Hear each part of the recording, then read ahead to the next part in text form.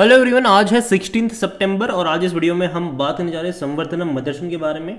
193 rupees का share है, तकरीबन 2% की अच्छी तेज़ी यहाँ पर आई है और इस कंपनी को लेकर एक बड़ी अपडेट भी सामने आई है। बात करेंगे वीडियो में इसके बारे में, लेकिन उससे पहले अगर आपने अभी तक चैनल को सब्सक्राइब नहीं किया है तो प्लीज़ अभी इसे सब्सक्राइब कर लीजिए, क्योंकि आगे भी बहुत सारे वीडियोज़ हैं जो आपको काफ़ी ज़्यादा हेल्प करेंगे। तो 195 रुपये के आसपास ट्रेड कर रहा है। एक थोड़ी सी अच्छी तेज़ी यहाँ पर ज़रूर आई है।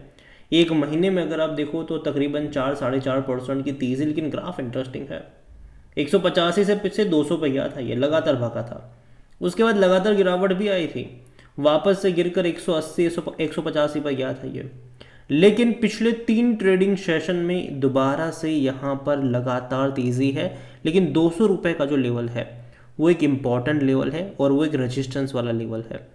वहाँ पर थोड़ा सा संभलने की ज़रूरत ज़रूर है। एक साल में 95% की तेज़ी है और इस बीच 88 रुपये से 200 रुपये का लेवल तय करा था इसने। लगातार अच्छी खासी रफ्तार आई, लेकिन अभी अगर आप देखो तो हर बार वहाँ से गिरा भी है और कहीं ना कहीं जो एक इनिशियल सपोर्ट है वो 175-180 रुपये के आसपास है और जो रेजिस्टेंस है वो 200 से 205 रुपये के आसपास है। तो ये दो लेवल इंपॉर्टेंट यहाँ पर होने वाले हैं और ये दोनों ही लेवल परेशान भी करने वाले हैं इसको। और जहाँ तक बात करिए लेटेस्ट अपडेट की, तो हाल फिलहाल में संवर्धनम मदरसन ने तकरीबन 11% का स्टेक अक्वायर करा है।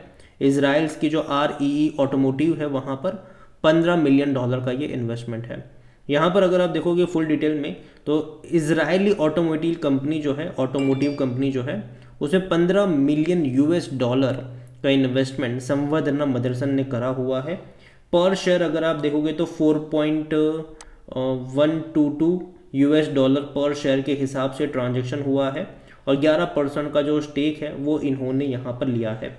अब जिस कंपनी को खरीदा है वो कंपनी करती क्या है, तो company engage in design, development and integration of various vehicle component into the module and complete module platform speciality for commercial electric vehicles.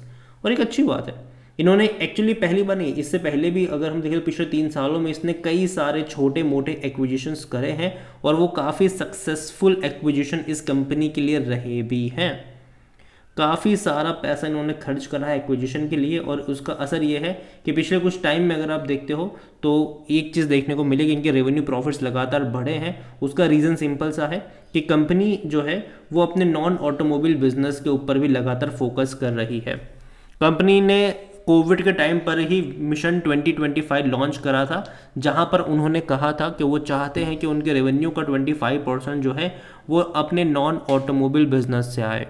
हालांकि कंपनी अब वो करने में कामयाब हो भी रही है। कंपनी का एक बहुत बड़ा जो रेवेन्यू है वो इनके नॉन ऑटोमोबाइल बिजनेस से आ भी रहा है। इसके अलावा जो इनका ऑटोमोबाइल बिजनेस है वो भी अच्छा खासा कर रहा है। यहाँ पर कंपनी जो प्रेजेंस है वो इंडिया और इंडिया के बाहर भी बड़े पैमाने पर है। और जिस कंपनी को ये इतना इन्वेस्टमेंट कर रहे हैं उसका जो मैन्युफैक्चरिंग फैसिलिटीज़ है वो यहाँ पर अगर आप देखो तो यूके में है, ऑस्टिन में है, इन यूएस से अगर आप देखो तो वहाँ पर भी देखने को मिल रहा है। और कंपनी डेफिनेटली बेहतरीन कंपनी है जहाँ पर इन्वेस्ट करा जा रहा है और ये चीज़ें बेहतर है। देखो कोई ख़राब चीज़ नहीं है और ये ऐसे जो एक्विजिशंस है वो इससे पहले भी कंपनी कर चुकी है। जहाँ तक आज के दिन के वॉल्यूम्स की बात करें तो 2 करोड़ से भी ज़्यादा के शेयर्स यहाँ पर ट्रेड होते नजर आए हैं और बड़ी क्वांटिटी में हर रोज़ यहाँ पर ट्रेडिंग हो ही रही है। मार्केट कैप इसका 1,31,000 करोड़ के आसपास देखने को मिल रहा है। 208 रुपये का ऑल टाइम हाई भी इसने बनाया था और कंपनी ऑटोमोबाइल की है और according to Moneycontrol user देखें तो 80% लोग कह रहे खरीदारी करो, 20% लोग कह रहे बेचो और भाग जाओ यहाँ से। और जहाँ तक रीसेंट ब्रोकरेज हाउस जो कमेंट्री थी मोतीलाल ओसवाल की वो बाय कॉल था और 218 का टारगेट है। अगेन मैं कह दूँ ये जो टारगेट्स होते हैं वो 1 साल तक के होते हैं, तो ये ना समझा जाए कि बहुत जल्दी अचीव हो जाएंगे।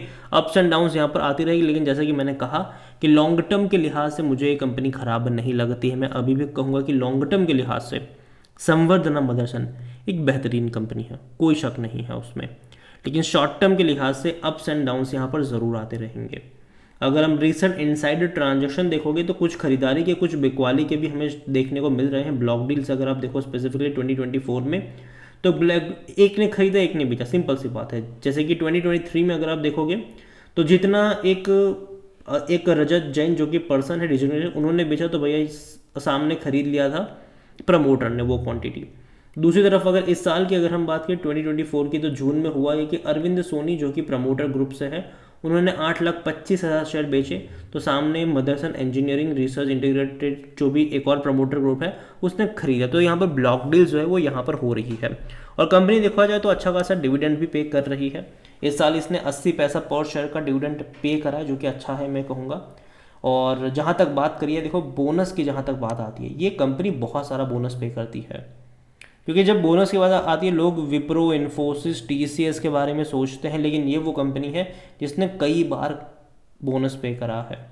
2022 में पे करा था, 18 में, 17 में, 15 में, 13 में, इवन 2022 में तो ये स्प्लिट भी हुआ था। जो मदरसन सुमी वायरिंग जो है वो इसी में से निकली थी, ठीक है, तो स्प्लिट भी हुआ था। आगे भी बहुत सारी पॉसिबिलिटीज़ यहाँ पर रहने वाली है कि बोनस भी मिलेंगे, स्प्लिट भी होगी। और कई सारे जो हमने इसके जो नॉन ऑटोमोबाइल बिजनेस देखे हैं, हो सकता है कि वो आने वाले टाइम में आज से 4-5 साल बाद वो स्प्लिट भी होते नजर आएंगे। और बोनस तो ये पे करेगा, 200 रुपये के ऊपर जाएगा, मतलब 200 से 250 की रेंज में होगा। डेफिनेटली आपको एक बोनस अनाउंसमेंट यहाँ पर देखने को मिल जाएगा, वापस से प्राइस एडजस्ट हो जाएगा। आज से 5 साल बाद भी इसका शेयर प्राइस चेक करोगे तो 200 रुपये ही आपको देखने को मिलेगा। लेकिन हो सकता है कि इस बार इन दौरान इसने 2 बार आपको बोनस पे कर दिया हो, तो प्राइस उस तरीके से एडजस्ट हो जाएगा। तो देखा जाए तो कंपनी खराब नहीं है, बोनस से कई बार पैसा बना कर दिया है। वैल्यूएशन के हिसाब से देखिए तो 41 का पी है, जो कि सस्ता है, महंगा तो नहीं है, एवरेज मैं कहूँगा इसको, ना ही सस्ता ना ही महंगा, क्योंकि सेक्टर पी 43 का है। 81% एनालिस्ट कहते हैं खरीदारी करो। फाइनेंशियल्स अगर देखेंगे इस कंपनी के तो अच्छे हैं। देखो जहाँ इनके प्रॉफिट्स, ठीक है, 120 करोड़ 140 करोड़ थे 2022 में, 17-18 हज़ार करोड़ का इनका रेवेन्यू था। आज वो रेवेन्यू बढ़ के 30,000 करोड़ हो चुका है, प्रॉफिट भैया 1,000 करोड़ से भी ऊपर जा चुका है। तो ये एक अच्छी बात है कि इनके मार्जिन में अच्छा इंप्रूवमेंट आया, लगातार इनके रेवेन्यू में हमें तेज़ी देखने को मिल रही है, और ये एक अच्छा साइन है, बुरा नहीं है ये। और यही वजह है कि मुझे कंपनी पसंद है लॉन्ग टर्म के लिहाज से। और जिस तरीके से कंपनी ने पिछले कोविड के टाइम से लेकर अब तक जो इन्वेस्टमेंट करी हुई है अलग अलग छोटी कंपनियों को अक्वायर करने की, वो डेफिनेटली काफ़ी अच्छी स्ट्रेटेजी इनकी ज़रूर रही है। जहाँ तक शेयर होल्डिंग के बारे में देखें, प्रमोटर की होल्डिंग 60.36% की है। प्रमोटर की तरफ से 1.19% की छोटी सी होल्डिंग गिरवी है। इंस्टीट्यूशन अच्छी खासी क्वांटिटी में है, चाहे म्यूचुअल फंड की 14.54% की होल्डिंग हो, या फिर डोमेस्टिक की 3.62% हो, या फिर एफआईएल्स 12.87% की बड़ी क्वांटिटी लेकर यहाँ पर बैठे हुए हो। रिटेल और अदर की मिलाकर 8.62% की होल्डिंग है, जिनमें से रिटेल इन्वेस्टर 5.60% पर, जो अदर पार्टीज है वो 3.02% का स्टेक यहाँ पर लेकर बैठे हुए हैं। ओवरऑल अगर बात करूँ संवेदना की, तो जैसे कि मैंने पहले ही कहा, कंपनी खराब नहीं है, शानदार कंपनी है ये, नज़र आपकी होनी चाहिए इसके ऊपर। और लॉन्ग टर्म के लिहाज से मुझे खराब नहीं लगती है। शॉर्ट टर्म के लिहाज से यहाँ पर एक ही प्रॉब्लम आने वाली है, वो ये है कि लगातार जो है वो वन ऑफ द एफआईएल्स यहाँ पर वो बिकवाली की कोशिश करे। जो सुमितो ग्रुप है यहाँ पर वो बिकवाली की कोशिश कर रहा है। जब भी तेज़ी आती है थोड़ी बहुत क्वांटिटी बेचने के लिए वो आ जाते हैं, शेयर में वापस डिक्लाइन आता है, तो ये होता रहेगा। लेकिन फिर भी लॉन्ग टर्म के लिहाज से कंपनी अच्छी है, चाहे पेट्रोल गाड़ी से चले, गाड़ी जो है वो पेट्रोल से चले, डीजल से चले, ईवी से चले, हाइड्रो से चले, किसी से भी चले, पार्ट्स भैया कंपनी बनाएगी ये, और इनकी वो स्पेशलिटी है। इससे उनको कोई फ़र्क नहीं पड़ने वाला है। कंपनी लगातार जो है छोटे मोटे एक्विजिशन कर रही है। इंडिया और इंडिया के बाहर भी अच्छा खासा बिजनेस इनका फैला हुआ है, नज़र रखिएगा इसके ऊपर। लेकिन जैसे कि मैंने पहले ही कहा, लॉन्ग टर्म का नज़रिया होना चाहिए कि जब तेज़ी आएगी लगातार भाग जाएगा, लेकिन जब भाग जाएगा उसके बाद लंबे समय तक के लिए कंसोलिडेट भी करेगा। क्योंकि अगर आप इसका ग्राफ देखो तो ऐसा पहले भी कई बार हो चुका है। तो अब यहाँ तक मुझे लगता है कि अगेन 175 से 200 की रेंज में लंबे समय तक कंसोलिडेट ये कर चुका है, आगे और भी कर सकता है। यहाँ पर हर 10-12% के डिक्लाइन पर बाय ऑन डिप्स का अप्रोच होना चाहिए, ना कि किसी एक लेवल पर बहुत सारे शेयर्स खरीद के बैठ जाओ। नज़रिया जो है वो एटलीस्ट 3-4 साल का होना चाहिए, क्योंकि इमीडिएट बेसिस के ऊपर अगर तेज़ी आएगी भी तो वापस से करेक्शन भी यहाँ पर आ जाएगा। तो ये दोनों चीज़ आपको यहाँ पर ध्यान में रखनी है। अगेन ये मेरा पर्सनल ओपिनियन है, कोई भी इन्वेस्टमेंट एडवाइस नहीं है ये।